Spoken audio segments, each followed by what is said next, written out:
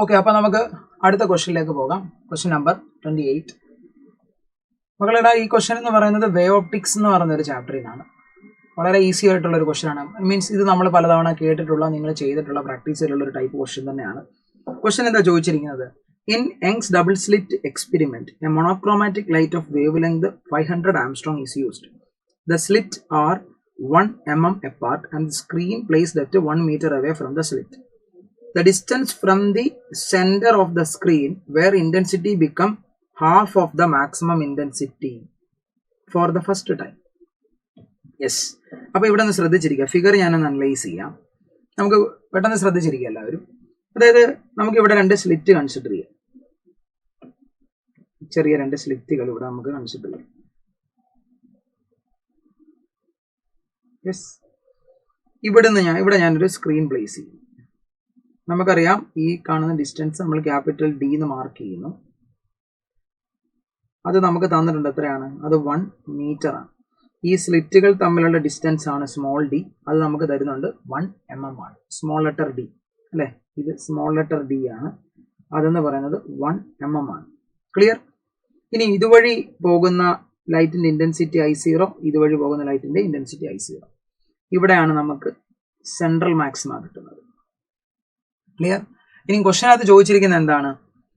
The distance from the centre of the screen where intensity become half of the maximum.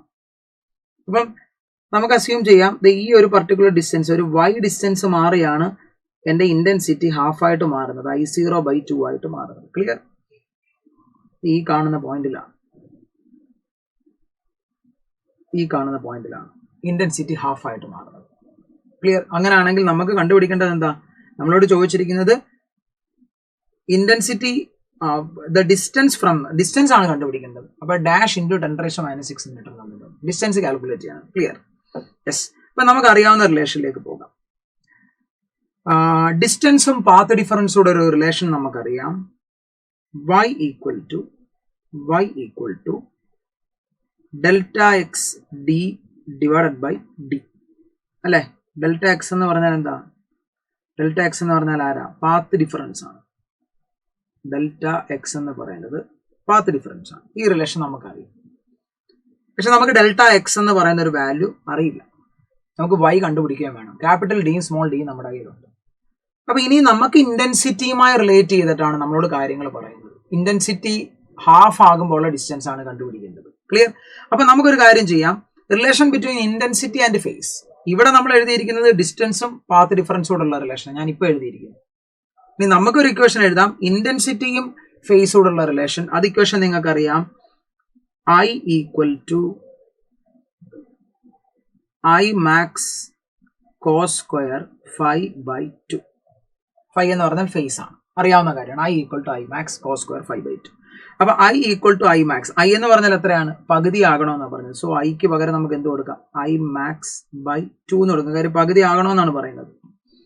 നമ്മുടെ right now intensity പകുതി ആകുന്ന distance ആണ് നമുക്ക് കണ്ടുപിടിക്കുന്നത്. അപ്പൊ I എന്ന് പറയുന്നത് I max/2 എന്ന് കൊടുക്കാം, which is equal to I max into cos square phi/2. ഇവിടുന്ന് ഒരു I max നമുക്ക് കട്ട് ചെയ്ത് കളയാം. അപ്പൊ നമുക്ക് കിട്ടും എത്രയാ? cos square phi/2. cos square phi/2 equal to 1/2. therefore cos phi/2 എന്ന് പറയുന്നത് 1/√2 എന്ന് കിട്ടും. cos phi/2 1/√2 എന്ന് വെച്ചാൽ 5/2 എത്ര വരും? 5/2 എന്ന് പറയുന്നത് 5/4 ആകും. അവിടെ നമുക്ക് 5 കണ്ടുപിടിക്കാം. ദാറ്റ് ഈസ് ഈക്വൽ ടു 5/2 ആകും. ഫേസ് കണ്ടുപിടിച്ചു. ഫേസ് നമുക്ക് വളരെ ഈസി ആയിട്ട് കാൽക്കുലേറ്റ് ചെയ്താൽ 5 ഈസ് ഈക്വൽ ടു 5/2. നമുക്ക് ഫേസിന്റെ വാല്യൂ, സോറി അത് അടുത്ത ക്വസ്റ്റ്യന്റെ ഇതായി പോയി. ഫേസിന്റെ വാല്യൂ നമുക്ക് കിട്ടും 5 ഈസ് ഈക്വൽ ടു 5/2. ക്ലിയർ? ഇനി നിങ്ങളൊന്ന് ആലോചിച്ച് നോക്കിയേ, നമുക്ക് കണ്ടുപിടിക്കേണ്ടത് ഈ ഇക്വേഷനിലേക്കാണ് നമുക്ക് സബ്സ്റ്റിറ്റ്യൂട്ട് ചെയ്യേണ്ടത്. y equal to delta X D divided by D. പക്ഷെ നമുക്ക് ഡെൽറ്റ എക്സ് സ്റ്റിൽ കിട്ടിയിട്ടില്ല. നമുക്ക് y കണ്ടുപിടിച്ചാൽ മതി. പക്ഷെ സ്റ്റിൽ നമുക്ക് ഡെൽറ്റ എക്സ് കിട്ടിയിട്ടില്ല. പക്ഷെ നമ്മളിപ്പോൾ റൈറ്റ് നൗ ഫൈ കണ്ടുപിടിച്ചു. അങ്ങനെയാണെങ്കിൽ ഫൈയും ഡെൽറ്റ എക്സോടുള്ള റിലേഷൻ നമുക്കറിയാം. എന്താ? Delta phi which is equal to എന്താ? 2 π/λ into delta x. Relation between phase and path അറിയാവുന്ന കാര്യമാണ്. Relation between phase and path difference delta phi is equal to 2π/λ into delta x. അപ്പോൾ നമുക്ക് അറിയാവുന്ന വാല്യൂസ് സബ്സ്റ്റിറ്റ്യൂട്ട് ചെയ്യാം. So ഇവിടുന്ന് delta x equal to എന്ത് എഴുതാം? Delta phi into lambda divided by 2π. Phase നമ്മളിപ്പോൾ കണ്ടുപിടിച്ചു, എത്രയായിരുന്നു? π/2 ആണ്. ഇൻറ്റു ലാംഡ തന്നിട്ടുണ്ട്, എത്രയാണ്? 5000 ആംസ്ട്രോങ് ആണ്. So 5000 into 10⁻⁻10 divided by 2π. Clear? ഇവിടുന്ന് ഒരു പൈയും കട്ട് ചെയ്ത് കളയാം. 2 × 2 4 ആണ്. അപ്പോൾ 5000/4, 5000/2 2500, അതിൻ്റെയും പകുതി. സോ 1250 ഇൻറ്റു 10⁻10 മീറ്റർ എന്ന് കിട്ടും. യെസ്, നമുക്ക് ഡെൽറ്റ എക്സ് കിട്ടും. വളരെ ഈസി ആയിട്ട് ഇൻറ്റൻസിറ്റി ഹാഫ് ആവുന്ന വാല്യൂ വെച്ചിട്ട് അല്ലേ നമ്മൾ ചെയ്ത മെത്തേഡ് മനസ്സിലായല്ലോ. ആദ്യം ഇവിടെ നമ്മൾ വൈയുടെയും ഡെൽറ്റ എക്സോടുള്ള പാത്ത് ഡിഫറൻസോടുള്ള റിലേഷൻ എഴുതി. അവിടെ നിന്ന് നമുക്ക് ഇന്റൻസിറ്റിയുടെ റിലേഷനിൽ നിന്ന് ഞാൻ ഫൈ കണ്ടുപിടിച്ചു. ഓർത്തോണം, ആ കണക്ഷൻ ഓർത്തോണം. ഇന്റൻസിറ്റിയുടെ റിലേഷൻ വെച്ചിട്ട് നമ്മൾ ഫൈ കണ്ടുപിടിച്ചു.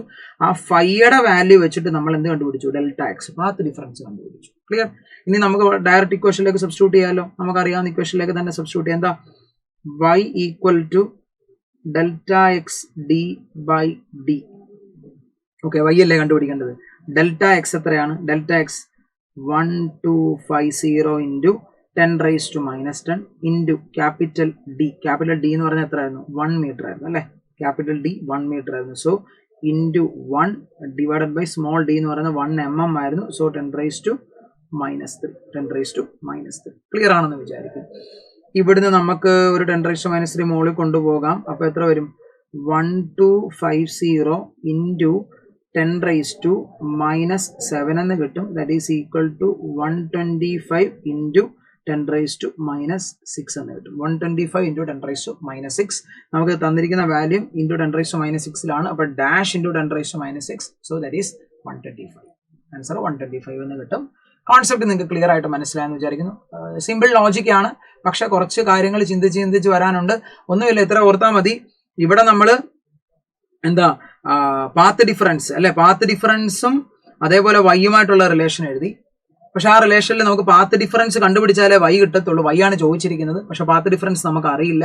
അപ്പൊ പാത്ത് ഡിഫറൻസ് കണ്ടുപിടിക്കണമെങ്കിൽ എനിക്ക് ഓർമ്മയുണ്ട്, പാത്ത് ഡിഫറൻസിന് ഫൈയുമായിട്ട് റിലേഷൻ ഉണ്ട്, പാത്ത് ഡിഫറൻസും ഫൈയുടെ റിലേഷൻ ഉണ്ട്. അപ്പൊ ഫൈ കണ്ടുപിടിക്കാനാണ് നമ്മൾ ഇന്റൻസിറ്റി തന്നിരിക്കുന്ന ഇന്റൻസിറ്റിയുടെ റിലേഷൻ. കോൺസെപ്റ്റ് ക്ലിയർ ആണെന്ന് വിചാരിക്കുന്നു. അടുത്ത ക്വസ്റ്റ്യനുമായിട്ട് കാണാം. Thank you so much.